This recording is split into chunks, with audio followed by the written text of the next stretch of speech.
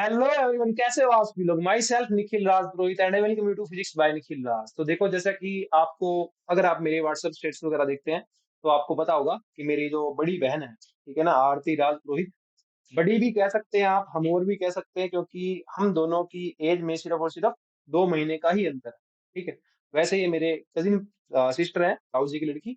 लेकिन हम पास पास ही रहते हैं और इतने हम साथ पढ़े हैं, हमने 10th तक भी साथ पढ़ाई की। उसके बाद लगभग एग्जाम हमने पहले एलडीसी का भी एग्जाम दिया था जब हम छोटे होते थे, बीएससी के टाइम, बीकॉम के टाइम।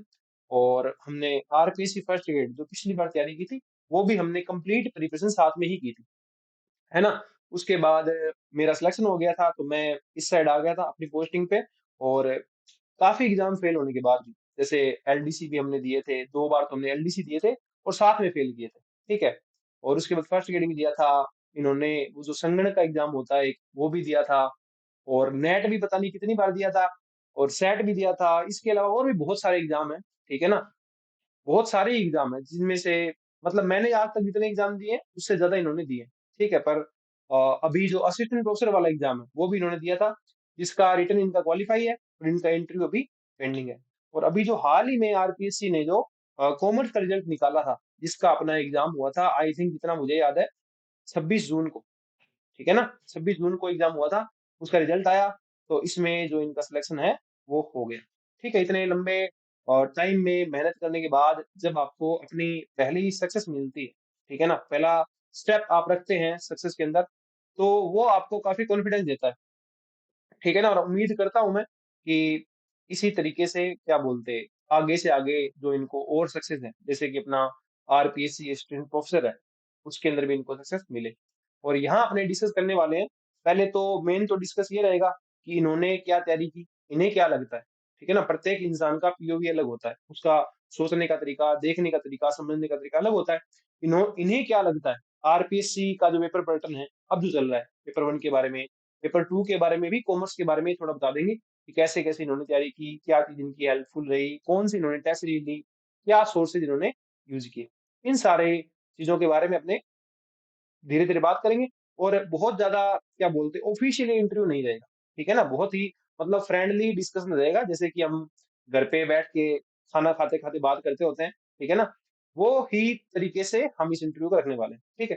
तो सबसे पहले, आरती राज पुरोहित, आपका स्वागत है अपने ही चैनल, आपका ये चैनल है, ठीक है, फिजिक्स बाय निखिल राज। आपका इस पे स्वागत है। बहुत-बहुत धन्यवाद निखिल जी। पहले तो आपका बहुत-बहुत आभार कि आपने ये मौका दिया कि मैं अपनी स्ट्रैटेजी या फिर कुछ भी जो मुझे पता है, जो किसी के लिए हेल्पफुल हो सकता है, वो मैं बताऊँ। और मेरा ये अभी तक का फर्स्ट ही इंटरव्यू है जो या तो मैं दूँगी, एक आगे देना है मुझे, लेकिन इससे मुझे बहुत हेल्प होगी कि किस तरीके से ऑफ़िशियली बोल सकते हो या एनीथिंग भी। और जो आपकी हेल्प थी, हर हर क्षेत्र के अंदर, चाहे वो आरपीएससी फर्स्ट ग्रेड हो, चाहे नेट हो, चाहे आगे इंटरव्यू के लिए हो, वो भी बहुत अच्छी थी। ये थोड़ा सा आप देख सकते हो कि बीच बीच में हंसी आती रहेगी, ठीक है ना, क्योंकि बहुत मुश्किल काम है एक बहन भाई को आपस में ऑफिशियल तरीके से बात करवाना। ठीक है ना, क्योंकि घर पे वो बाल खींचते रहते हैं एक दूसरे के, तो ऑफिशियल आके ऑफिशियल तरीके से बात करना भाई थोड़ा सा टफ रहता है। ठीक है मुश्किल ना। है। तो ये हंसते खेलते ही ये इंटरव्यू हो जाएगा, है ना। तो स्टार्ट करते हैं। सबसे पहले आप ये बताइए कि आपने अब तक कौन से एग्जाम दिए हैं अपनी जिंदगी में, कंपटीशन प्रोस्पेक्टिव से। कंपटीशन पर्सपेक्टिव से 2 तो जैसे हम दोनों ने साथ ही दिए थे एलडीसी के। एक जैसे मैंने अलग से कॉमर्स के लिए होता है ना, संगणक होता है जिसे कंप्यूटरेट बोलते हैं, उसका दिया था। एक बार हाँ, वुमेन सुपरवाइजर का दिया था। वुमेन सुपरवाइजर का दिया था, यस, ठीक है। वुमेन सुपरवाइजर का भी दिया था, जिसमें से कोई भी क्लियर नहीं था। क्यों, मुझे हाँ। ये लगता है कि उस टाइम ज़्यादा सीरियस भी नहीं थे, कि बस ऐसा हम्म। था कि देना है एग्ज़ाम। ज़्यादा कोई इतनी हाँ। सीरियस तरीके से हम लोगों ने इतनी नहीं प्रिपरेशन की थी, बस ऐसा था कि बीकॉम वगैरह चल रही है, बीएससी चल रही है, तो हम दे देते हैं। उसके बाद मैंने नेट दिए थे, 2 बार नेट दिए हैं और उसमें मैंने पूरी मेहनत की थी। जैसा मेरे को लगता हम्म। है कि मैंने नेट के अंदर बहुत ज़्यादा मेहनत की थी, लेकिन उसमें इतना सफल नहीं हो पाए। दोनों में ही मेरी कट ऑफ नहीं गई। लेकिन नेट के बाद जैसे राजस्थान सरकार ने 12 साल बाद आई थिंक सेट करवाया था। जैसे हम्म। 2012 के बाद आई थिंक 2022 में ही करवाया है डायरेक्ट। वो सेट का हाँ। एग्ज़ाम दिया था, लेकिन उसमें इतनी पढ़ाई नहीं की क्योंकि नेट का सिलेबस सेम है, नेट और सेट का। तो नेट के बेस पे मैंने सेट दिया और वो सेट का एग्ज़ाम क्लियर हुआ था सबसे पहले। उसके बाद मुझे एक आरपीएससी फर्स्ट ग्रेड का मौका मिला लास्ट ईयर, जो तुम्हारे साथ ही दिया गया था, लेकिन उसमें लास्ट ईयर नहीं नहीं। था वो आज से 3 साल आज पहले 3 था। साल पहले जो इससे पहले जो भी हुआ था ना फर्स्ट ग्रेड वाला, लेकिन हाँ। उसमें नहीं हुआ था। उसके हम्म। बाद सेट का हुआ जो क्लियर हो गया था। उसके बाद असिस्टेंट प्रोफेसर का दिया था। जो हम्म। असिस्टेंट प्रोफेसर का ये रिटर्न तो क्लियर हो गया, इंटरव्यू अभी इसका पेंडिंग है। उसके साथ ही फर्स्ट ग्रेड की तैयारी शुरू की थी और फर्स्ट ग्रेड का इस बार रिजल्ट आया ही है। तो काफी एग्जाम को असफल होने के बाद ये कुछ 2 या 3 ही एग्जाम हैं जो अभी क्लियर होने शुरू हुए हैं। ठीक है, आपने 3 एग्जाम क्लियर किए। पहली बात तो कि मान लो आपने जो पीछे वाले एग्जाम है सारे दिए ही नहीं होते, ठीक है ना? यस। तो क्या आप एक्सपेक्ट कर सकते हैं कि आपका सिलेक्शन कॉलेज लेक्चरर और सेट में और स्कूल लेक्चरर में हो जाता? मैं सेट का बोल सकती हूँ कि सेट हो सकता है क्योंकि उसमें जीके नहीं आता इतना डीप वगैरह। हम्म। लेकिन अगर पीछे के एग्जाम नहीं दिए होते तो मुझे ये हम्म। लगता है कि ना तो कॉलेज लेक्चरर होता कि उसमें भी राजस्थान जीके आता है और स्कूल लेक्चरर नहीं। मुझे ये लग रहा है कि इस बार जिन जिनका एग्जाम क्लियर हुआ है ना, जिसके जीके में 40% बन रहे हैं, वो कहीं ना कहीं वही बच्चे हैं जो पहले से ही जीके पढ़ रहे हैं, चाहे असफल हुए हैं एग्जाम में पहले, लेकिन वो जीके काफी लंबे टाइम से पढ़ रहे हैं। तो जो असफल हुए उसका सबसे बड़ा फायदा यही था कि उनका जीके तो स्ट्रांग हुआ है। तो उसका रिजल्ट मुझे कॉलेज लेक्चरर में भी देखने को मिला और इस हमारे स्कूल लेक्चरर में भी देखने को मिला था। ठीक है, और जो आपने कॉमर्स के अंदर नेट के एग्जाम फेल किए थे उसका आपको फायदा मिला सेट और फर्स्ट ग्रेड और इसमें?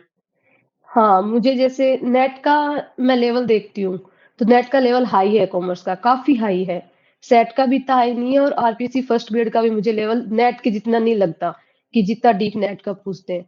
तो जो मैंने नेट के टाइम जो भी तैयारी की थी, तो लगभग सिलेबस फर्स्ट ग्रेड से रिलेटेड होता है।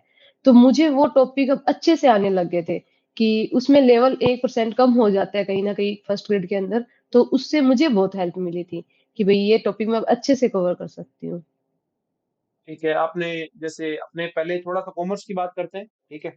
उसके हुँ, बाद चलेंगे अपने फर्स्ट पेपर के अंदर। फर्स्ट पेपर के अंदर प्रत्येक पार्ट की अपने बात करेंगे, ठीक है ना? वैसे कॉमर्स की भी बात करेंगे, पर पहले थोड़ी-सी मैं कॉमर्स की बात इसलिए कर देना चाहता हूँ, ताकि अपने पेपर 1 को ज़्यादा डिस्कस कर पाएँ। क्योंकि ठीक है। आजकल सबसे बड़ी दुविधा वही है, बहुत हुँ, सारे कोर्स के जो रिज़ल्ट हैं, उसके अंदर भी बच्चों के 40% नहीं आए हैं। पॉलिटिकल साइंस में भी सिर्फ 5 ही बच्चे ऐसे हैं जो पेपर 1 निकाल पाए और 5 ही सिलेक्ट हुए, बाकी सारी सीट खाली गई है। ठीक है ना? और इसके अलावा बात करें जैसे कॉमर्स का रिजल्ट है, तो कॉमर्स में सीट आई थिंक 350 थी, है ना? हाँ, फिर भी 56 सीटें खाली गई है कॉमर्स में भी।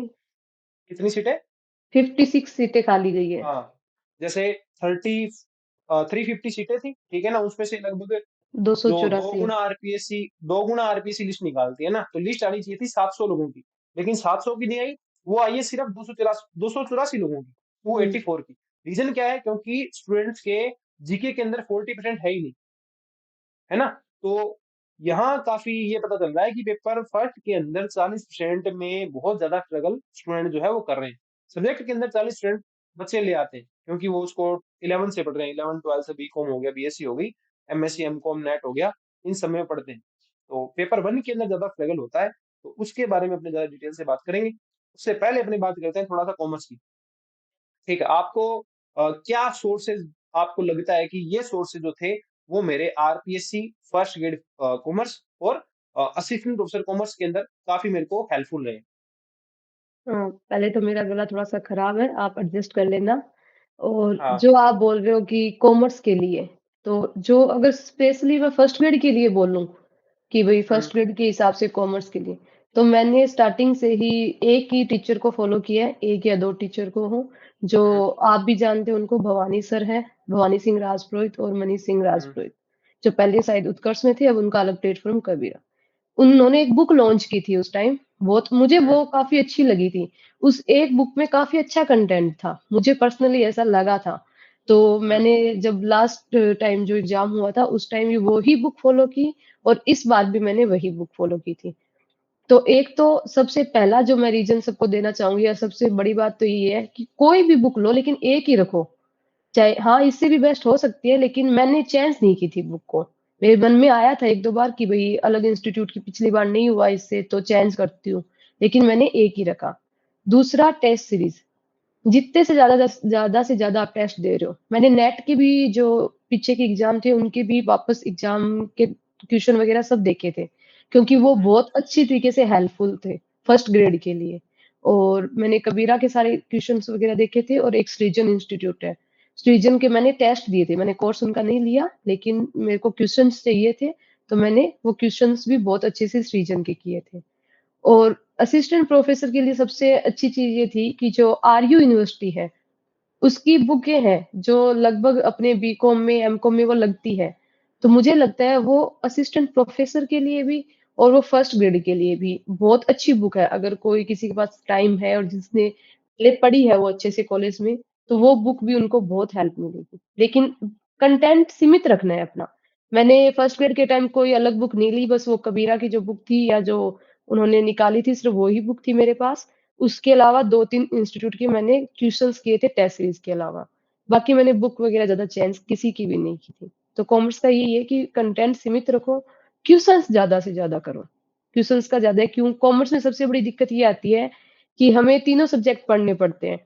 अकाउंट्स भी पढ़ना पड़ता है, हमें बिज़नेस भी पढ़ना पड़ता है, हमें इकोनॉमिक्स भी पढ़नी पड़ती है। तो कहीं न कहीं बच्चों के लिए इकोनॉमिक्स दिक्कत आती है कि बहुत ही कम बच्चे इकोनॉमिक्स कॉमर्स में लेते हैं, वो कंप्यूटर लेते हैं। जैसे मेरे पास कंप्यूटर था पर्सनली, मैंने इकोनॉमी कभी नहीं पढ़ी। लेकिन मेरा फ़ायदा ये हुआ कि मैंने नेट किया था ना, तो नेट के अंदर हमें इकोनॉमी पूरी पढ़नी पड़ती है और फर्स्ट ग्रेड के अंदर बहुत ही छोटा सिलेबस है इकोनॉमी का, तो उसकी हेल्प से मेरी इकोनॉमी वहाँ से बहुत अच्छी हो गई थी। तो इस तरीके से आप कोई भी एग्ज़ाम करना हो, तो आप सीमित कंटेंट से कर सकते हो। ओके। अब कॉमर्स में आपने ये बताया, ठीक है। अब थोड़ा-सा आप ये और बताइए कि 11th-12th का जो कंटेंट था, ठीक है? जैसे बहुत सारे स्टूडेंट हर सब्जेक्ट में सोचते हैं एनसीईआरटी की तरफ जाएँ। क्या आप एनसीईआरटी की तरफ गए थे? नहीं सर, मैं एनसीईआरटी की तरफ नहीं गई क्योंकि जैसे मैंने बताया हमारे जो टीचर्स थे जिससे मैंने पर्सनली की थी, उन्होंने जब पहली क्लास ली थी तो उन्होंने कहा था मैं इस तरीके से पढ़ाऊँगा कि किसी के बच्चे को 11th क्लास में किस तरीके से बच्चे को पढ़ाते हैं, मैं उस तरीके से ही आपको पढ़ाऊँगा। तो मैंने वो नोट्स बहुत अच्छे से बनाए थे 11th-12th के, इतने अच्छे से बनाए थे जैसे स्कूल टाइम में कैसे नोट्स बनाते हैं, मैंने उसी तरीके से नोट्स बनाए, क्वेश्चन्स भी लिखे, प्रैक्टिकल क्वेश्चन मैंने खुद लिखे, उनको सॉल्व भी मैंने खुद नहीं किया। तो उस तरीके से अगर नोट्स बना रहे हो ना, तो मुझे नहीं लगता कि अदर बुक्स की अब वो जिस तरीके से आरपीएससी का लेवल बढ़ रहा है, तो मुझे नहीं लगता सिर्फ़ एनसीईआरटी और आरबीएससी से काम चल सकता है। आपको अदर कंटेंट देखना ही पड़ेगा। आप हेल्प ले सकते हो उनकी, लेकिन सिर्फ़ उससे मुझे नहीं लगता कि काम चल सकता है। ठीक है, तो मैं इसको थोड़ा-सा कंक्लूड करता हूँ कि इन्होंने कॉमर्स के लिए पहले अपने जो भवानी सिंह राजपुरोहित और मनीष सर जो हैं, मनीष सिंह राजपुरोहित जो अपने पहले थे उत्कर्ष प्लेटफ़ॉर्म पे, अभी उनका जो कबीरा एजुकेशन प्लेटफ़ॉर्म है, उनसे उनकी जो बुक है, वो इन्होंने पढ़ी थी और उसका शायद बैच भी लिया था आपने पहले, है ना? उत्कर्ष के टाइम मैंने उनका बेंच लिया था। हाँ, उनका बैच भी लिया था और उनकी जो बुक थी उसी को इन्होंने फ़ॉलो किया। उस बुक को पढ़ के इनका पिछली बार जो है अपना आरपीएससी फर्स्ट ग्रेड नहीं हुआ। फिर भी इन्होंने उस बुक पे विश्वास बनाए रखा और एक इंस्टीट्यूट दूसरा इन्होंने और बताया सृजन इंस्टीट्यूट। तो सृजन का आपके पास क्या लेक्चर थे या फिर नहीं, टेस्ट सीरीज़ मेरे थी? पास सिर्फ़ टेस्ट सीरीज़ थी क्योंकि मैंने कबीरा के सारे टेस्ट दिए हुए थे पहले से ही, हुँ, तो मुझे अब कुछ एक्स्ट्रा क्वेश्चन्स चाहिए थे कि ज़्यादा से ज़्यादा मैं कर सकूँ, तो मैंने सृजन की टेस्ट सीरीज़ ली थी, जिससे मुझे काफ़ी हेल्प हुई थी। ठीक है, सृजन की आपने टेस्ट सीरीज़ ली थी और इसके अलावा कोई और सोर्स? नहीं, मैंने 2 को ही फ़ॉलो किया था, इसके अलावा मैंने किसी की या ना तो बुक देखी है, ना किसी के क्वेश्चन्स देखे हैं, मैंने इन 2 के ही आधार पे अपना पेपर दिया था। ठीक है और जैसा कि इतना मुझे पता है आरती मेरे लिए आपको आरती मैम कहना या आरती जी कहना टफ है, तो मैं आपको आरती ही कहूँगा, आप ही निखिल कह सकते हैं। हुँ, तो लगभग आपने 11वीं क्लास जो आपकी स्टार्ट होती है 2000 अपने 11 में, है ना? 2011 हुँ, नहीं, 2014 में 11, 12वीं हुई थी। तो 2013 में 11 13 2013 में, है ना? 2013 में आपने कॉमर्स स्टार्ट की थी। 13 से लेकर के आज चल रहा है 25 तो लगभग 12 साल बाद आपने वो स्टेप बाय स्टेप कॉमर्स पढ़ी, ठीक है? और लगभग 2021 के अंदर या 22 के अंदर आपकी जो डिग्री है वो पूरी हो गई थी, ठीक है? उसके आप एमकॉम के ड्यूरिंग भी आप एग्ज़ाम्स दे रहे थे, ठीक है? फिर भी आप उसके बाद भी आप 3 साल तक कंटिन्यू तैयारी करते रहे, ठीक है? नेट के आपने कितने एग्ज़ाम दिए टोटल? 2 दिए थे, दोनों ही नहीं हुए थे वो। हाँ, इतने लंबे टाइम के बाद जो आपको ये सक्सेस मिली, ठीक है? पहले तो ये बता दीजिए कि रिजल्ट आया था, ठीक है? उससे ठीक पहले वाले दिन तक तैयारी को लेके क्या सिनेरियो था, ठीक है? और अभी दिमाग में इन चीज़ों को लेके क्या है? क्योंकि अगर उसमें नहीं हुआ होता, तो आप अभी बैठ के या जैसे आपके मार्क्स कम होते, 2 गुना सीट में ही नंबर होता, कट ऑफ का आइडिया नहीं लगता, तो आप फिर जो जून में एग्ज़ाम होने वाला है, 2026 में, वो उस एग्ज़ाम की तैयारी कर रहे हो। तो रिजल्ट आने से पहले क्या दिमाग था, और रिजल्ट आने के अब क्या दिमाग है, ठीक है? वो उस मोमेंट पे कैसा हाल था? जब रिजल्ट आया था, मुझे पता है आपने मुझे फ़ोन किया था कि भई रिजल्ट देखो ये हुआ है, नहीं हुआ है, फटाफट देखो। ठीक है, वो थोड़ा इमोशनल माहौल होता है और होना भी चाहिए, ठीक है? तो उस क्या डिफरेंस था पहले उस मोमेंट पे और बाद में? मतलब अभी और उस मोमेंट पे और उससे ठीक पहले? उससे पहले जैसे कि हमारा रिजल्ट आया था मंडे को। तो हुँ, जैसे इस बार आरपीएससी कर रही है कि जिस हिसाब से जिस कंक्लूजन से एग्जाम हुए हैं 23, 24, 25 उसी हिसाब से वो हुँ, रिजल्ट निकाल रहे हैं। पहली बार ऐसा हुआ है कि इस तरीके से रिजल्ट निकाले जा रहे हैं। तो जैसे फ्राइडे को आ गया था केमिस्ट्री का आ गया था रिजल्ट। तो मेरे को ये हुँ, पता था कि नेक्स्ट रिजल्ट कॉमर्स का ही आएगा क्योंकि केमिस्ट्री के जस्ट बाद कॉमर्स का था एग्जाम। तो ये भी पता था सैटरडे और संडे को रिजल्ट नहीं आता। तो हुँ, वो 2 दिन बहुत ज़्यादा मेरे लिए भारी थे क्योंकि दिमाग में था कि रिजल्ट आने वाला है। सबसे हुँ, ज़्यादा भारी दिन था मंडे का कि मेरे को पता था रिजल्ट आता है 6:30 बजे के आसपास। अब हुँ, पूरा दिन मेरे को इतनी मुश्किल हो रही थी कब 6 बजे, कब 6:30 हो, कब रिजल्ट। और दूसरा ये था अगर नहीं हुआ तो, ये दिमाग में था कहीं न कहीं कि अगर नहीं हुआ तो, फिर कहीं न कहीं अगर नहीं होता तो जो नेक्स्ट इंटरव्यू मुझे देना है, तो कहीं न कहीं मेरा कॉन्फिडेंस डाउन ज़रूर होता कि बिल्कुल। अगर फर्स्ट ग्रेड में नहीं हो रहा तो उसमें किस तरीके से हो जाएगा। तो 6 बजने बहुत ज़्यादा मुश्किल थे मेरे लिए। लेकिन जैसे ही 6 बजे मेरे पास कोई टेलीग्राम का नोटिफ़िकेशन आया था, तो जैसे ही नोटिफ़िकेशन आया मैंने मेरिट नहीं देखी थी, मैंने डायरेक्ट उसमें बच्चे देखे थे कि कितने बच्चों को लिया है, तो वहाँ लिखे हुए थे 284। तब मेरे को कॉन्फिडेंस हो गया कि भई 284 है, तो इनकी सीटें खाली गई है। वो हुँ, मोमेंट बहुत ही अलग था, मुझसे ना तो कुछ बोला गया था। हाँ, काफ़ी रोई थी मेरे को पता है मैंने। मैंने तेरे को फ़ोन किया कि भई कन्फर्म कर, कहीं ये ना हो कि हुँ, मैं इमोशन होके कुछ और देख लूँ। फिर तूने भी हुँ, कन्फर्म किया कि भई नहीं हो गया था। वो जो 15 और 20 मिनट थी, वो सबसे अलग थी। मुझे नहीं पता क्यों रोना आ रहा था, लेकिन आ रहा था 15-20 मिनट के लिए। वो सबसे इमोशनल मोमेंट था। उसके बाद मुझे समझ आया कि हाँ, हो गया है। अब मेरे को नेक्स्ट वाला नहीं देना होगा और मैं शायद इंटरव्यू के लिए बहुत अच्छे से प्रिपरेशन कर पाऊँगी। अगर नहीं होता, तो हाँ, कुछ ना कुछ तो दिक्कत आती, लेकिन जून के लिए प्रिपरेशन तो ज़रूर करती मैं वापस। ठीक है। और अभी आपका माइंडसेट आप कह सकते हो कि थोड़ा खुशनुमा, यस, कॉन्फिडेंस वाला बिल्कुल है। ऐसे। तो क्या ये ठीक है, सक्सेस को एन्जॉय करना चाहिए, ठीक है, पर आप मुझे जानते हो, मैं शुरू से ही एक बात का पक्षधर रहा हूँ, your first success should not be your second failure, self ठीक है? यस, कि मुझे ऐसा लगता है कि आप अगर 3 साल जो आपने मेहनत की, ठीक है? इसमें पिछले 3 साल आपने जो अपनी एमकॉम करने के बाद या 2 साल जो भी, इससे आप आज कहीं आप एलडीसी का एग्ज़ाम दे रहे थे, है ना? 2400 ग्रेड पे का लगभग कह लो आप 35,000 सैलरी वाला, ठीक है? और वहीं आप आज 4800 ग्रेड पे की जॉब पे हो, ठीक है? यस, तो 3 साल में अगर आप इतना कर सकते हैं, ठीक है? यस। रेगुलरली ऐसा ज़रूरी नहीं है आप हमेशा मेहनत करते रहें, अपनी लाइफ़ को जिएँ, एन्जॉय करें, पैसे आते हैं उनको खर्चें, घूमें-फिरें, सब करें। पर रेगुलरली अगर आप थोड़ा-थोड़ा टाइम निकालें, किसी को गाइड करें, ठीक है? या फिर प्रोफेसर एग्ज़ाम की तैयारी करें, ठीक है? तो मुझे लगता है आप एक स्टेप और आगे बढ़ सकते हैं, ठीक है? बढ़े ना बढ़े वो बाद की बात है, पर अगर अपनी कोशिश करें तो अपने थोड़े से और ऊँचे मुकाम पे जा सकते हैं। जिस प्रकार हमारे घर में हमारे पहली जो लड़की लेक्चरर कह सकते हो, फीमेल लेक्चरर हमारे घर में आरती राजपुरोहित है फिलहाल, ठीक है?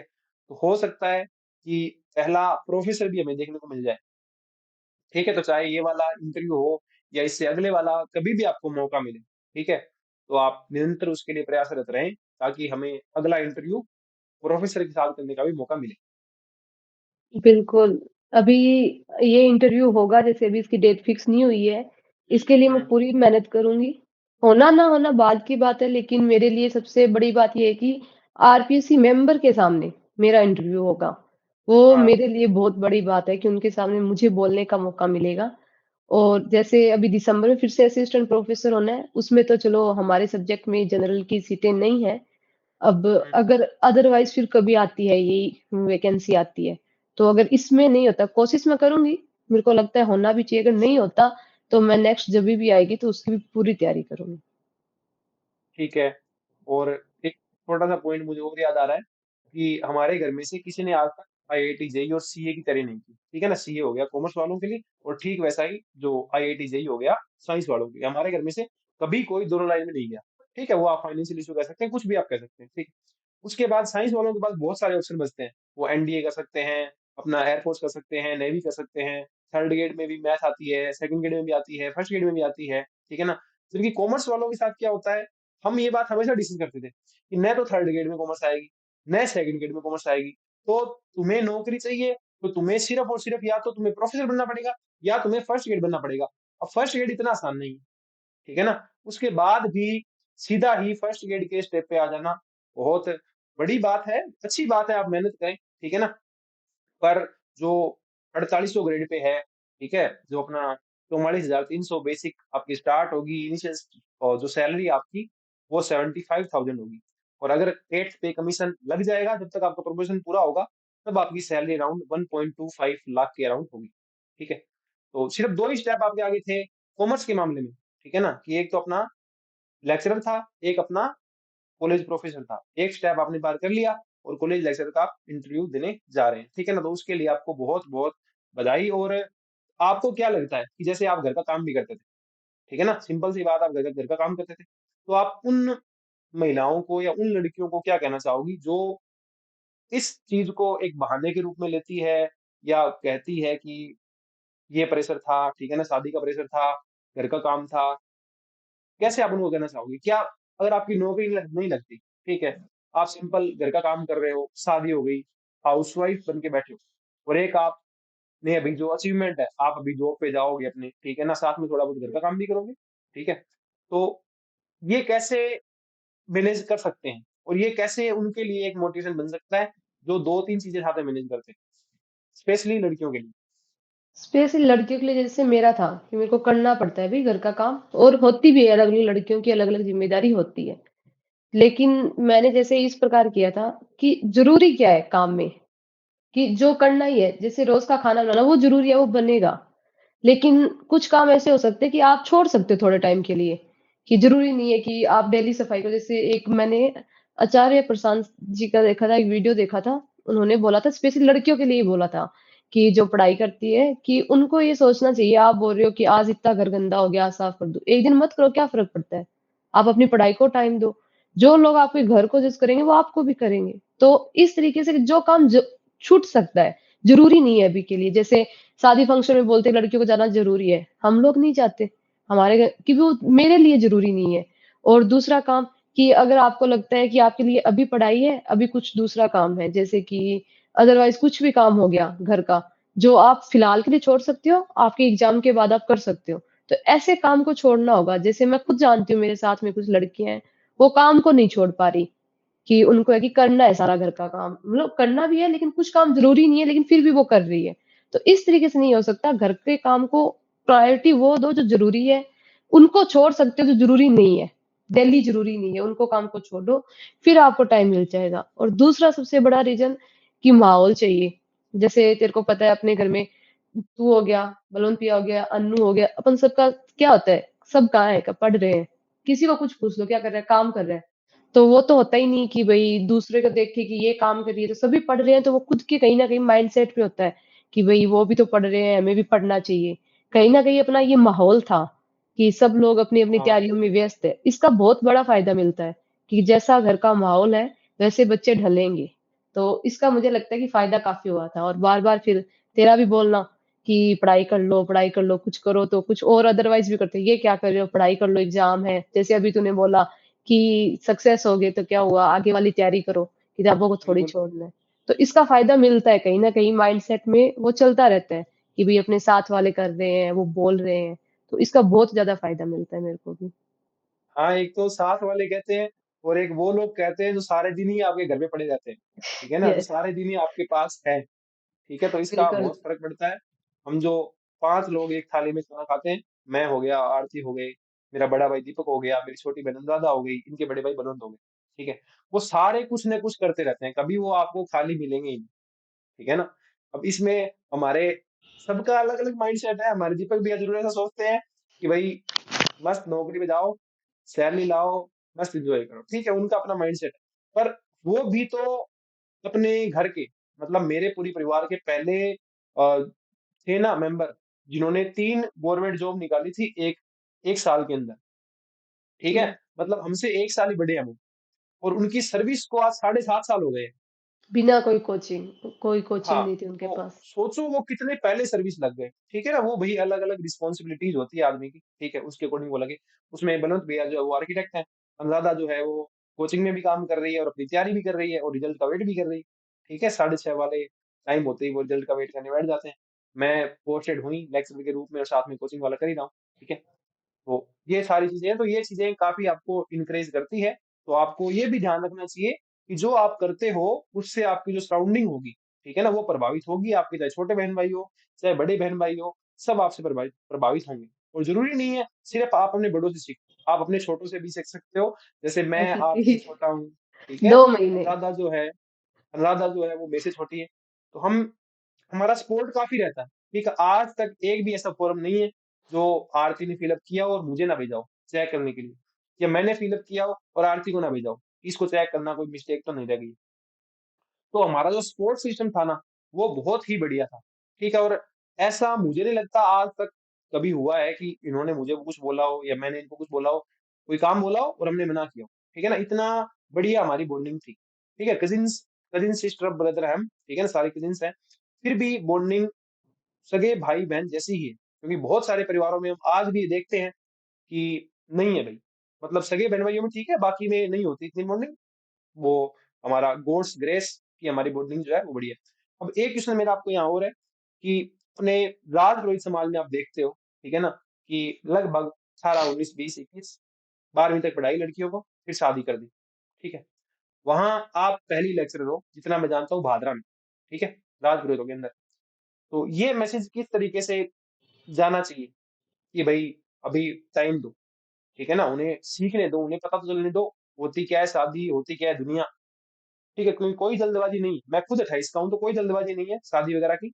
आराम से अपने सपने पूरे करो, मेहनत करो, शादी का क्या है, वही जानी। तो इस पे आप क्या कहना चाहेंगे? इस पे सबसे पहले तो मुझे लगता है, दूसरों की तो बाद में बात आती है, पहले खुद लड़की को ही बोलना पड़ेगा। अब ऐसा नहीं है कि अपने परिवार में ये बात नहीं होती, बिल्कुल होती है, 22-23 की होते ही शादी की है और अदर जो भी बातें हैं, होती है। लेकिन जैसे मैंने बोला था कि मुझे नहीं करनी अभी, और मैंने जैसे सबको ये भी बोला था कि जैसे कि मेरे को करनी है फर्स्ट ग्रेड। जैसे सबका एक ही विचार था आस-पास में कि कॉमर्स है, कॉमर्स में इतने ऑप्शन नहीं है। जैसे सबका यही था कि कॉमर्स से कैसे होगा? क्यों ऑप्शन नहीं है आप लोगों के पास, कॉमर्स से तो हो ही नहीं सकता। तो इसीलिए मुझे ये लगता है कि सबसे पहले मैंने ही बोला था। जैसे मैंने काफ़ियों को बोला कि नहीं, कॉमर्स है मेरे पास और मुझे रिग्रेट नहीं है। जैसे मेरे साथ वाले काफ़ी बोलते हैं कि कॉमर्स लेके गलती कर दी। मैं अभी भी उनको यही बोलती हूँ, मेरे को रिग्रेट नहीं है। मैंने कॉमर्स लिया है, मेरे को अभी तक मैं ये बोल रही हूँ, मुझे नहीं रिग्रेट है। क्योंकि मैंने 100% दिया है अपना, 100% देने के बाद अगर नहीं हुआ तो भी काफ़ी चीज़ें सीखने को मिली और मेरी जिद थी ये। जैसे तूने भी बोला था काफ़ी बार कि कॉमर्स है, जैसे अपने छोटे भाई को, कि सब कुछ ले लेना लेकिन कॉमर्स मत लेना। हाँ, क्योंकि देखो, एक मैं यहाँ पे एक पॉइंट और ऐड करना चाहता हूँ कि पहले आप वो अपनी बात पूरी करो, ठीक है ना? वो 22-23 साल की यस, शादी वाला पॉइंट भटक रहे हैं अपने, वो कंप्लीट करो आप पहले। ओके। तो जैसे कि कि लड़कियों मेरी को जिद खुद थी स्टैंड लेना पड़ेगा। हुँ, ये कि लड़कियों को खुद बोलना पड़ेगा भई। मैंने खुद देखा है लड़कियाँ खुद बोल देती है कि हाँ, तैयार है तो फिर वो घरवाले करेंगे। आपको खुद जिद करनी पड़ेगी कि हाँ, मेरे को नहीं करनी। कुछ बातों के लिए जिद करनी पड़ती है, चाहे वो फैमिली हो, चाहे कुछ भी हो। तो वो जिद मेरी थी, तो इसी प्रकार जिद करनी पड़ेगी आपको भी। और दूसरा कि ज़्यादा लोगों को जवाब मत दो। जैसे सबसे ज़्यादा क्या होता है कि अपने आस-पास सराउंडिंग में आपको कोई बोल देता है कुछ कि ये नहीं किया, कब तक बिठा के रखोगे? तो हम जवाब ज़्यादा देते हैं। जैसे कि नहीं आपको क्या हमें जवाब नहीं देना चाहिए, क्यों? कहीं न कहीं उससे अपना ही टाइम खराब होगा, अपना ही दिमाग खराब होगा, तो इससे अच्छा है कि उनको वो जवाब ना देके अपनी तैयारी में लगे रहो। जैसे मेरे को याद है, मेरे को किसी ने बोला था अपने राजपूत समाज में से ही, जैसे लास्ट बार जब तेरा हो गया था को स्कूल लेक्चरर में, मेरा नहीं हुआ था। तो उन्होंने मुझसे पूछा था, "आप क्या कर रहे हो?" तो मैंने कहा, "भई तैयारी कर रही हूँ।" तो उन्होंने एक बात बोली थी कि, "ऐसे ज़िंदगी भर तैयारी करते रहोगे क्या? कभी लगोगे भी क्या?"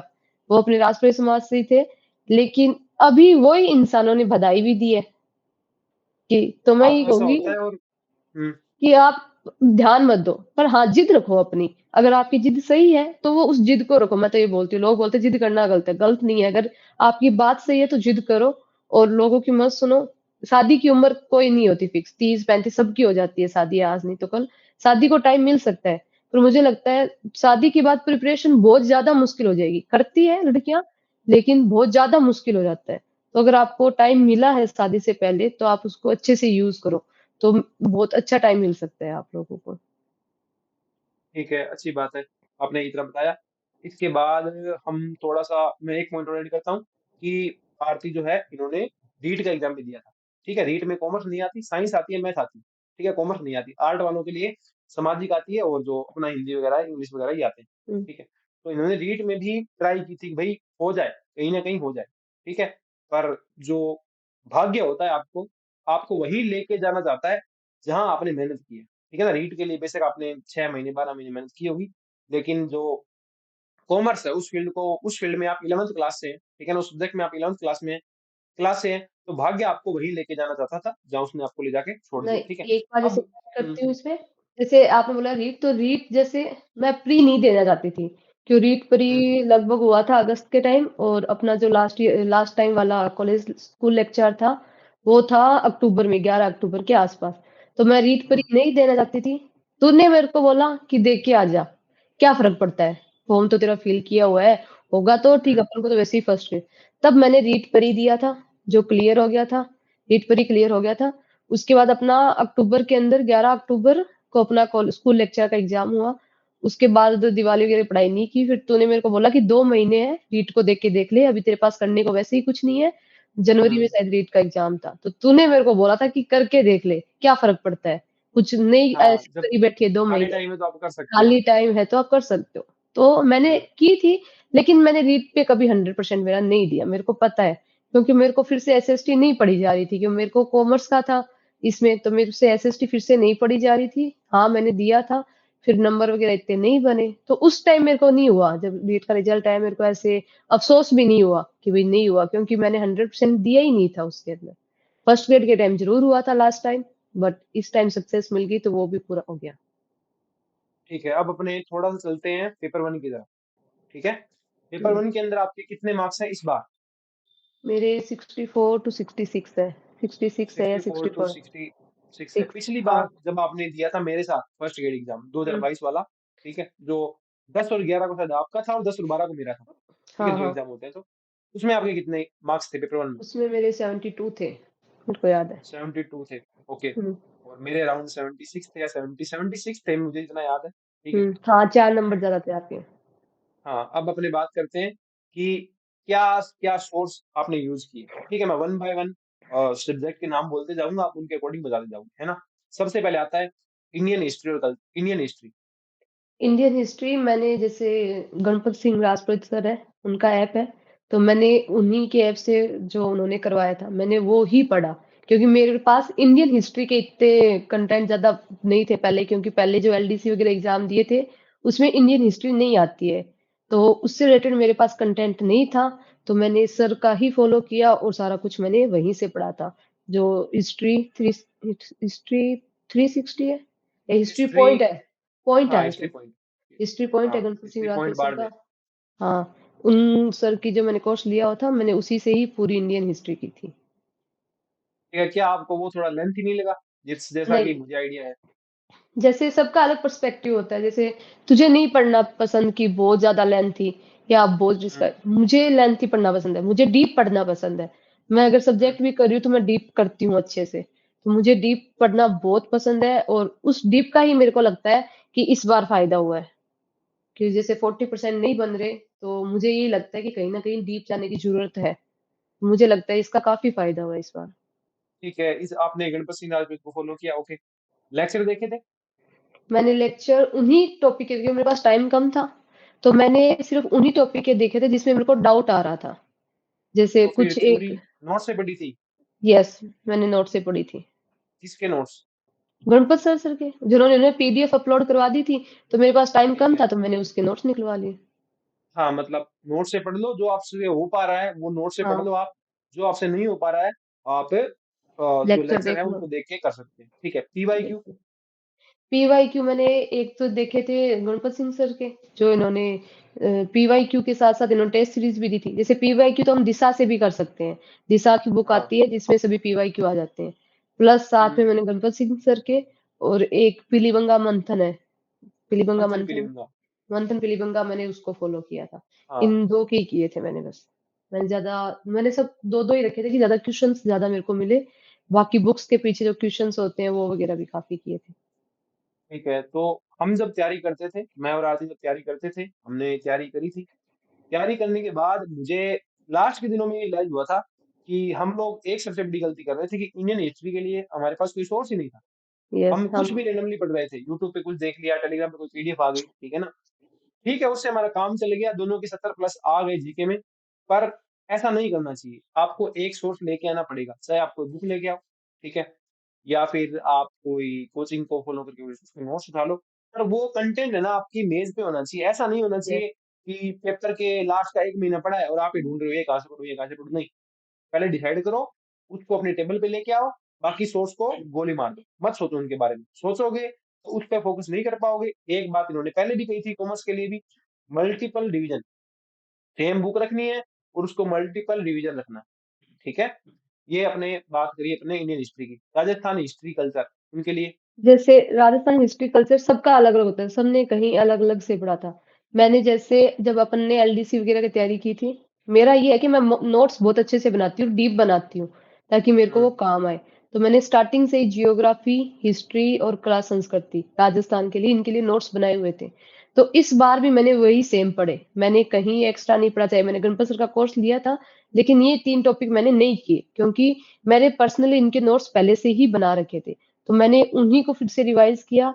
और दूसरा ये कि जैसे अपने बीच में सिस्टम हुआ था, जिलों को ज्यादा कर दिया गया था, जैसे इसके हाँ। आधार पे नई किताबें आ गई थी, पर मैंने नई हम्म। किताबें नहीं ली, क्योंकि ऑफिशियली इन जिलों का अभी कुछ नहीं हुआ था। तो जैसे गणपत सिंह सर ने भी यही कहा था कि अभी जब तक ऑफिशियली नहीं होगा तो एग्जाम में नहीं आ सकते ये जिले। लेकिन हम्म। कुछ लोग भटके थे, नई किताबें भी लेके आए थे। लेकिन मैंने बस जो मेरे नोट्स थे इनके जियोग्राफी वगैरह के, तो इनको अब, पर मेरे को ये लगता है कि इस टाइम जब आरपीएससी का लेवल काफी अच्छा बढ़ गया है, तो जियोग्राफी एक ऐसा टॉपिक है जिसको बहुत ज्यादा डीप पढ़ने की जरूरत है।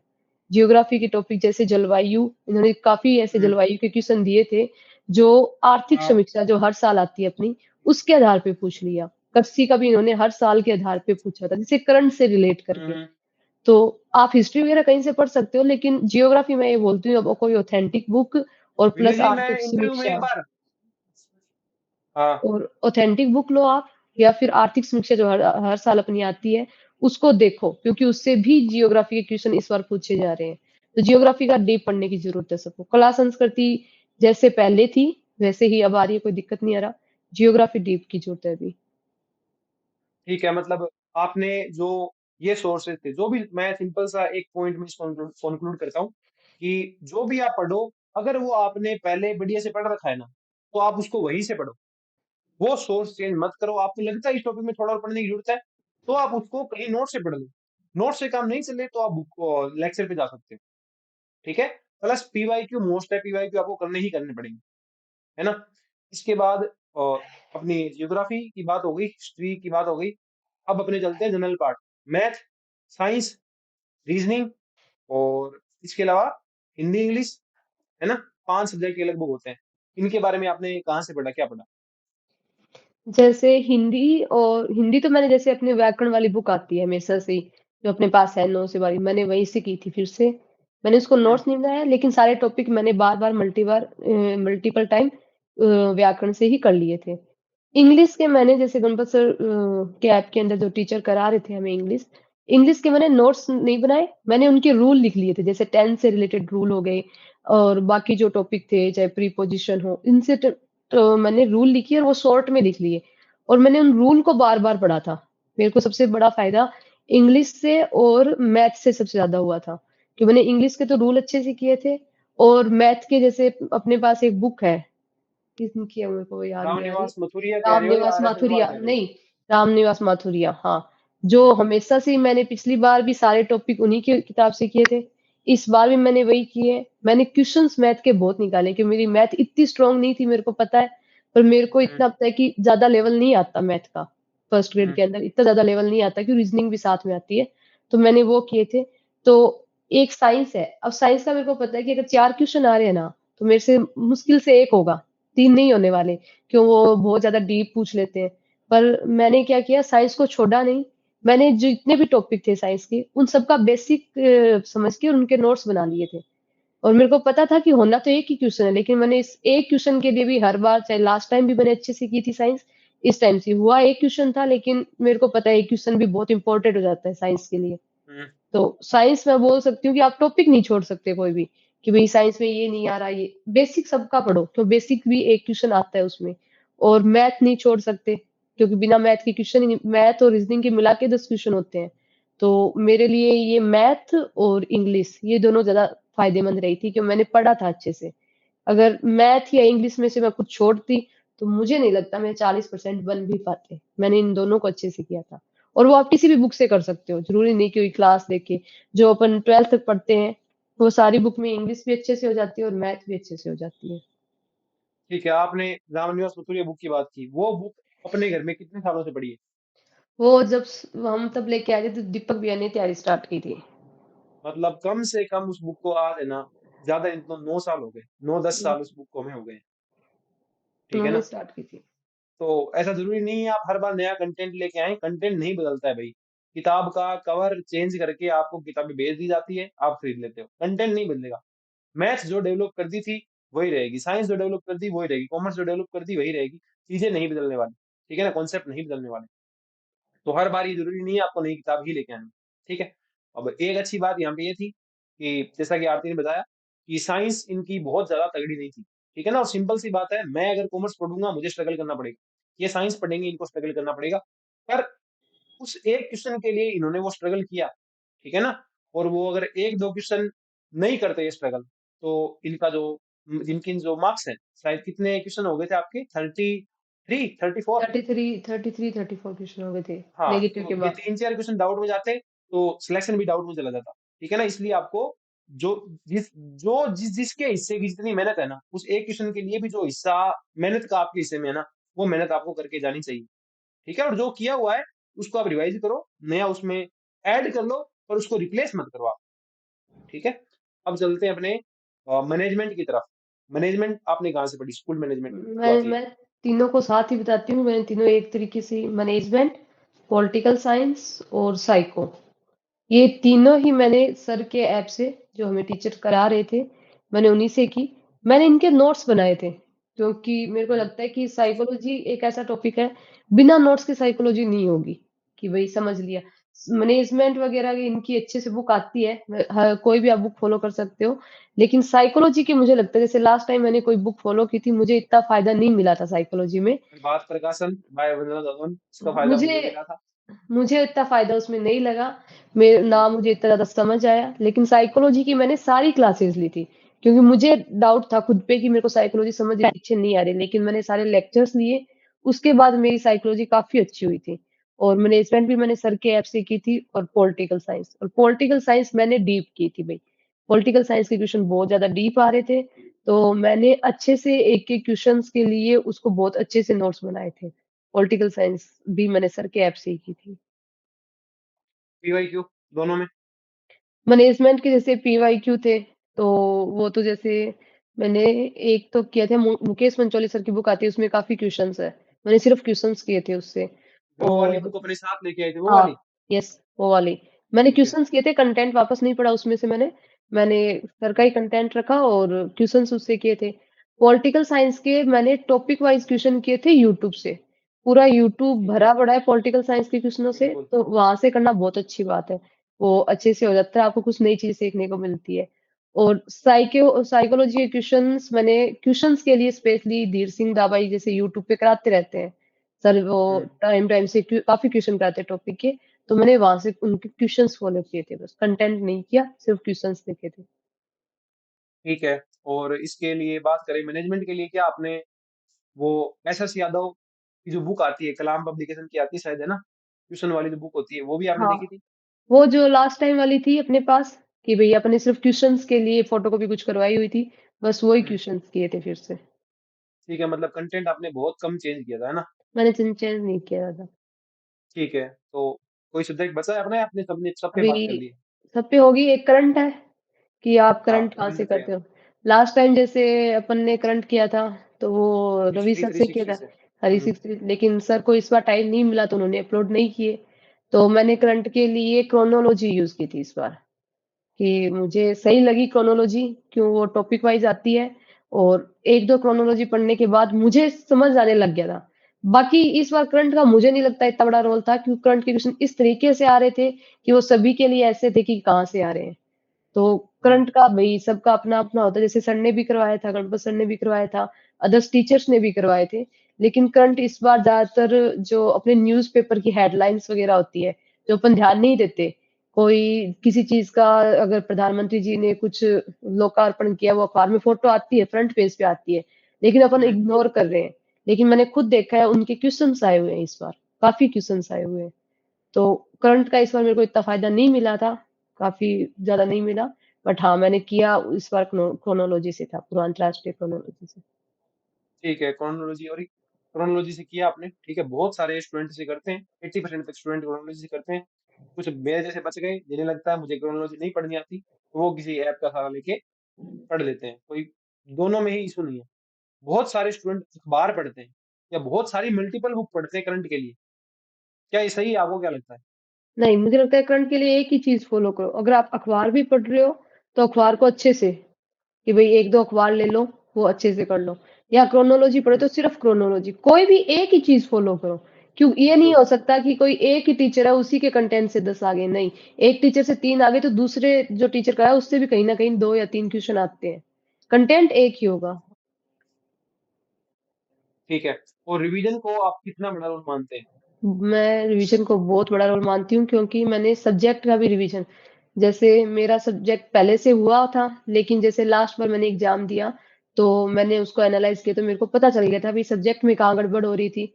और फर्स्ट पेपर में, जैसे फर्स्ट पेपर में मेरे को पता चल गया था कि इंडियन हिस्ट्री का जो पार्ट है, वो खराब कर रखा है मैंने, क्योंकि अपन ने अपने पास इतना ज्यादा सोर्स नहीं था। तो मैंने हम्म। उसको बहुत अच्छे से रिवाइज़, मैंने कम से कम 3 या 4 बार इंडियन हिस्ट्री रिवाइज़ की थी, कि भई कम से कम इतनी बार तो रिवाइज़ हो ताकि याद रहे। सब्जेक्ट का भी मैंने इसी प्रकार किया था कि लास्ट में 3 या 4, मतलब लास्ट का 1.5 महीना था मेरा, 1.5 महीना वो पूरा रिवीजन में था। 1.5 महीने से पहले-पहले मैंने कोर्स कंप्लीट कर लिए थे दोनों। ठीक है, और आपको क्या लगता है, जैसे मतलब अभी शायद एग्जाम 16 जून को है, ठीक है, या फिर 6 जून को है, इसके अकॉर्डिंग अप्रोक्सीमेट है, मान लेते हैं अपने 5 जून को एग्जाम, ठीक है, क्योंकि अभी फाइनल डेट नहीं है ये कि किस डेट को कौन सा एग्जाम होगा। तो आपको क्या लगता है कितने टाइम पहले सिलेबस पूरा हो जाना चाहिए? जून को मेरे को लगता है मार्च एंड, मार्च तक, फरवरी फरवरी लास्ट या मार्च, मिड मार्च तक कंप्लीट होना चाहिए। फिर उसके बाद सिलेबस आपका रिवीजन को कंप्लीट ही, होना चाहिए। इसलिए मेरे को ठीक है, लगता है। और एक टेस्ट देने से बच्चे, एक जैसे टेस्ट की बात करता हूँ मैं, एक टेस्ट होते हैं पार्ट वाइज टेस्ट, ठीक हुँ। है, वो कब देने चाहिए आपके अकॉर्डिंग? पार्ट वाइज़ टेस्ट, जैसे एक आप सिलेबस, एक बार आपका सिलेबस कंप्लीट हो गया, जैसे एक बार हो जाता है फरवरी तक, जैसा मेरा फरवरी तक कंप्लीट हो गया था एक बार, आराम से फरवरी तक कंप्लीट हो गया था।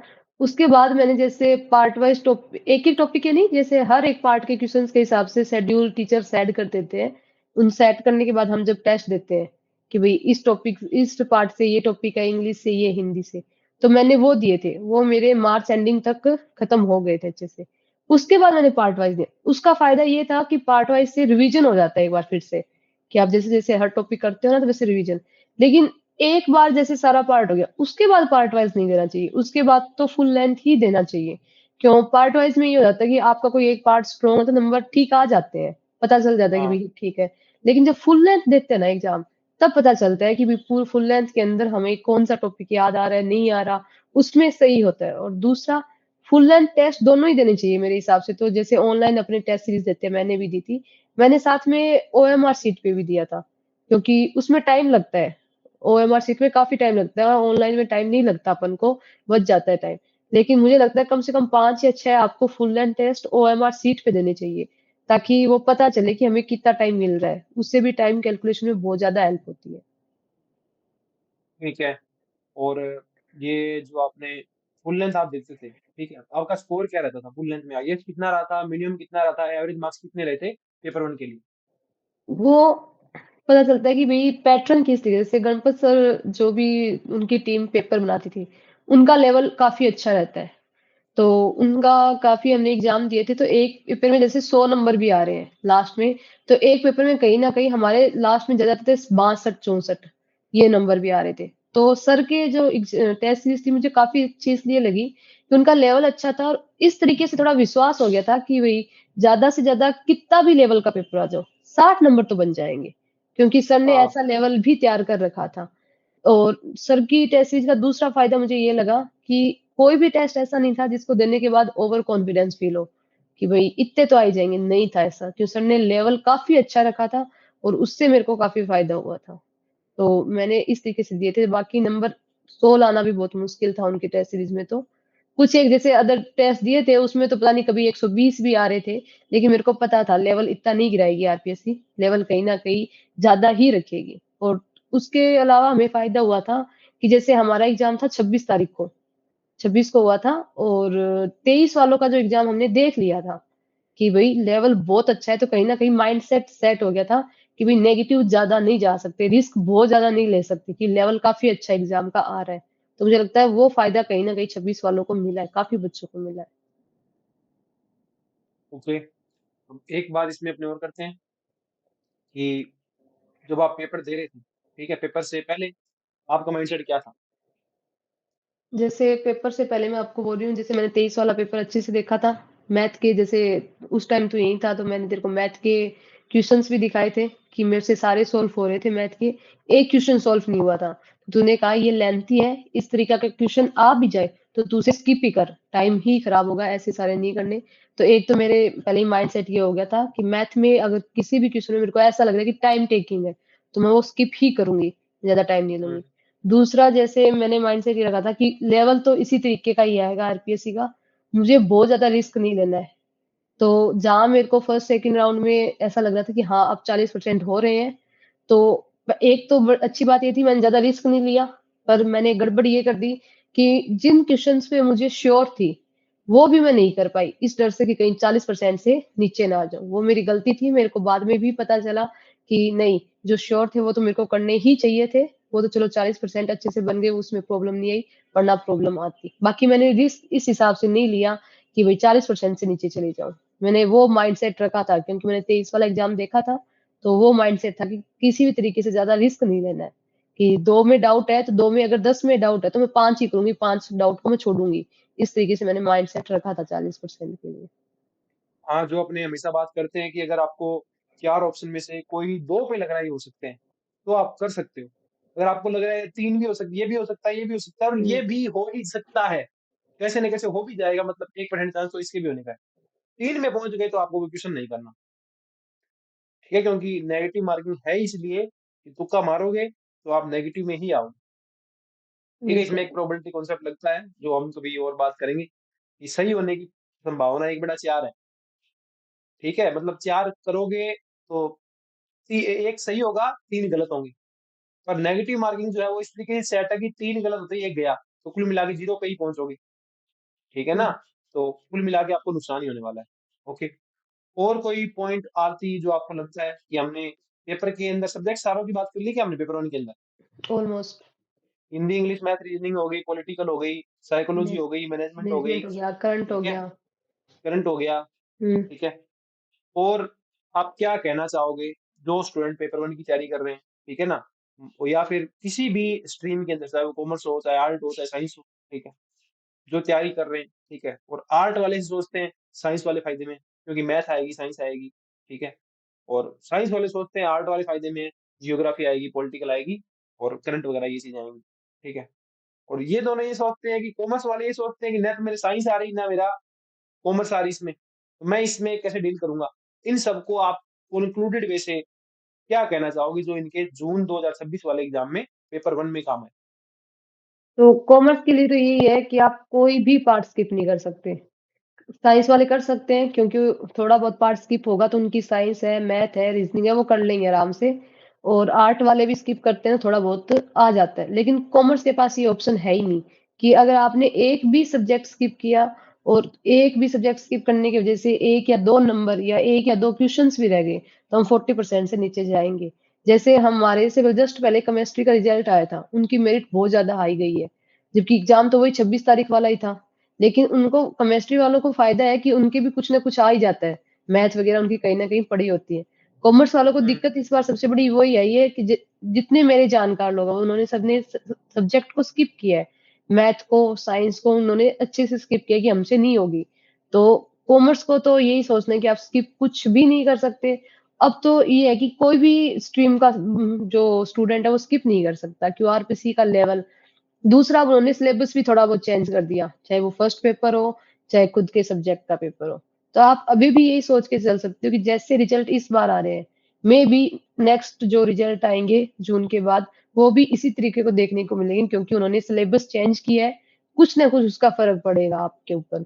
तो एक तो सब्जेक्ट आप स्किप मत करना, दूसरा कंटेंट वही रखो। अब ये नहीं कि मैंने बोला है तो आप उस हिसाब से कि भाई उसको फॉलो करना है, नहीं करना जरूरी थोड़ी है। आप जो पहले से फॉलो कर रहे हो आप उसी को ही फॉलो करो। हाँ, कोई आपको गाइड कर रहा है उसकी मानो टेस्ट सीरीज वगैरह आप किसी की भी देख सकते हो, आपको क्वेश्चंस चाहिए बस। इस लेकिन कंटेंट मत चेंज करो, कंटेंट आप दोनों ही चीज में सेम ही रखो और वो ही रिवाइज करो। और डीप पढ़ना है अब। वो तो है ही कि आप ऊपर ऊपर से नहीं पढ़ सकते हैं, आपको डीप ही पढ़ना पड़ेगा चाहे किसी भी टीचर से पढ़ो। ठीक है, तो इसको थोड़ा-सा कंक्लूड करें। आपको अपना कंटेंट चेंज नहीं करना, ठीक है? ना हमारे कहने से, ना किसी और के कहने से। थोड़ा-सा जो आपने पढ़ा है और आपको ठीक लग रहा है, ठीक है ना? तो वो कंटेंट आप रख सकते हो, क्योंकि सारे के सारे जो कंटेंट क्रिएट करते हैं, सभी एजुकेटर सेम ही सोर्स से बुक बनाते हैं, ठीक है ना? ये रियलिटी है, क्योंकि भई 1 और 1 प्लस 2 है, तो वो 2 ही है ना। वो किसी भी बुक में उठा लो, वो 2 ही मिलेंगे तुम्हें। तो अपना कंटेंट चेंज नहीं करना, टेस्ट सीरीज़ देनी है, ठीक है ना? और इसके अलावा कुछ ये कह सकते हो, कोई भी पार्ट स्किप नहीं करना, चाहे आप मैथ से हो, साइंस से हो, कॉमर्स से हो, आर्ट्स से हो, आपको स्किप नहीं करना है, ठीक है? और ना तो बहुत ज़्यादा कंज़र्वेटिव माइंडसेट से जाना है कि भई 40% ही ये मेरे आने वाले हैं, तो मैं रिस्क नहीं लूँगा। ठीक है, रिस्क नहीं लोगे तो थोड़ा नुकसान देखने को आपको मिलेगा, ठीक है? और बहुत ऐसे ही शेर बन के नहीं जाना, सारे उड़ा दूँगा, 75 के 75 कर दूँगा, ऐसे भी आपको नहीं जाना, ठीक है ना? सबका अलग-अलग नेचर होता है, उसके अकॉर्डिंग आप जाएँ। जो आप टेस्ट दोगे ना तो आपको पता चलेगा, फुल लेंथ जब आप टेस्ट अटेम्प्ट करोगे कि मेरे लिए क्या बेटर वर्क करता है। मैं अगर रिस्क लेता हूँ तो बढ़िया कर पाता हूँ, या मैं थोड़ा-सा कंज़र्वेटिव खेलता हूँ, ठीक है ना? थोड़ा-सा आराम से खेलता हूँ, तो मेरे लिए क्या बेटर वर्क करता है। उसके अकॉर्डिंग आप चल सकते हैं। ठीक है, फिर हम इस इंटरव्यू के लास्ट पार्ट में बढ़ते हैं। आप पहली सक्सेस को पहली सक्सेस में किस चीज़ का योगदान मानते हैं? कि या फिर मेरी तरह है कि इसमें सिर्फ़ मेरा योगदान है? नहीं, योगदान काफी लोगों का है कि जिन लोगों ने मेरे को मोटिवेट किया हो या फिर जहां से भी मुझे हेल्प मिली हो। चाहे किसी भी जैसे क्षेत्र कि में मैं। मिले हो। जैसे कि ये, चाहे ये जैसे तानों से हेल्प मिली हो, चाहे साथ से हेल्प मिली हो, इसकी हेल्प मिली हाँ, है, काफ़ी हेल्प मिली है। क्योंकि मेरे को जब थोड़ा बहुत भी कन्फ्यूज़न होता है या ऐसे भी होता है कि कई बार हम लो फ़ील कर लेते हैं कि नहीं यार, हुँ, कैसे हो जाएगा, अपना कैसे होगा? तो ये है कि ये मोटिवेट बहुत अच्छे से करता है, चाहे हवा कुछ में भी ही रहता बोले, है। हवा में ही रहता है ये, कभी आप बात कर सकते हैं इससे, तो ये मोटिवेट बहुत अच्छा करता है। और हुँ, आस-पड़ोस में साथ में किसका बलवंत भैया का काफ़ी अच्छा सहयोग था कि वो हमेशा से ही, अगर मैंने ज़िद की है तो मेरी ज़िद के साथ भी बलवंत भैया ही थे कि जो खड़े हैं कि हाँ, ये कर लेगी। उनको भरोसा था मेरे पे, काफ़ी भरोसा था। तो उनकी भी काफ़ी हेल्प मिली है, टीचर्स वगैरह की भी है। तो इस तरीके से हेल्प तो काफ़ी लोगों की मिली है। ठीक है, उम्मीद करते हैं इसी तरीके से आप पे। अब एक लाइन जो आपने लिखी थी अपने रिज़ल्ट वाले दिन, कि माँ सरस्वती कभी भी अपना ऋण नहीं रखती। आपने अगर पढ़ा है, मेहनत की है, तो वो काम आएगी। ठीक है ना? आपने अगर अच्छे कर्म किए हैं, तो वो काम आएँगे। आपने किसी के पत्थर मार दिया, तो वो आपको उस दिन नहीं पहचाना तो कोई बात नहीं, फिर कभी ज़रूर पहचानेगा। आपने किसी का भला किया है, तो उस दिन काम आए तो कोई बात नहीं, फिर कभी काम ज़रूर आएगा। ठीक है ना? तो अपनी मेहनत करते रहें लगातार, इसी पाथ पे आप बने रहें। आपको जो जून 2026 में जो एग्ज़ाम आ रहा है, उसमें कामयाबी मिले, और हम उम्मीद करते हैं कि जो आरती राजपुरोहित है, अगली बार जब हमसे मिले, तो प्रोफ़ेसर बन के मिले। ठीक है ना? ज़रूरी नहीं आप जिसका ट्राई करो आपको मिले। पर जब दिल लगा के, जान लगा के उसके लिए मेहनत करोगे ना, तो या तो वो चीज़ मिलेगी या उससे बेहतर बहुत कुछ मिलेगा। जैसे कि इनके नेट एग्ज़ाम नहीं निकले, ठीक है ना? एलडीसी नहीं निकला, तो वो नहीं मिले तो क्या हो गया? उनसे बहुत बेहतर कुछ मिल गया, ठीक है ना? यही हर इंसान की स्टोरी होती है, ओके? तो इस इंटरव्यू को अपने यहीं कंक्लूड कर सकते हैं आरती? यस, बिल्कुल। ठीक है, जाते-जाते आप कुछ कहना चाहोगे हमारे चैनल के सब्सक्राइबर्स के लिए? चैनल के सब्सक्राइबर्स के लिए यही है कि आप मेहनत करते रहिए और किसी भी टीचर से करो, चाहे हमारे निखिल से करो या किसी भी टीचर से करो, कोई फ़र्क नहीं पड़ता। क्योंकि टीचर्स के लिए सबसे बड़ी बात यही है कि स्टूडेंट सक्सेस हो रहे हैं। एक टीचर यही होगा जो यही बोलेगा। तो आप ऐसे ही मेहनत करते रहिए और निखिल से जुड़े रहिए, इनके कोर्स को लेते रहिए। ये बहुत अच्छा पढ़ाते हैं, अच्छा मोटिवेट भी बहुत अच्छा करते हैं। तो बस यही। ठीक है, और मुझे अब कोई बात याद आ रही थी, मैं फिर से वो भूल गया, भूलने की आदत गई नहीं है। कुछ कह रहा था मैं पता नहीं, हाँ, कि बहुत खुशी होती है एक गाइड करने वाले को जब कोई सक्सेस होता है, और वो खुशी बिल्कुल, 5 गुनी हो जाती है जब वो उसकी बहन होती है, ठीक है? तो हम बिल्कुल। उम्मीद करते हैं आप आगे और इसी प्रकार सक्सेस बिखेरती रहेंगी, हमारे परिवार का, हमारा नाम रोशन करती रहेगी। ठीक है, थैंक यू, बहुत-बहुत आपका धन्यवाद कि आपने हमारे जो सब्सक्राइबर्स हैं, उनके लिए अपनी जर्नी जो है, वो शेयर की। ठीक है आरती, बंद करें इसे थैंक यू। इंटरव्यू को यहीं? बिल्कुल, thank you. Okay Aarti, thank you, bye bye, take care, bye. Bye-bye.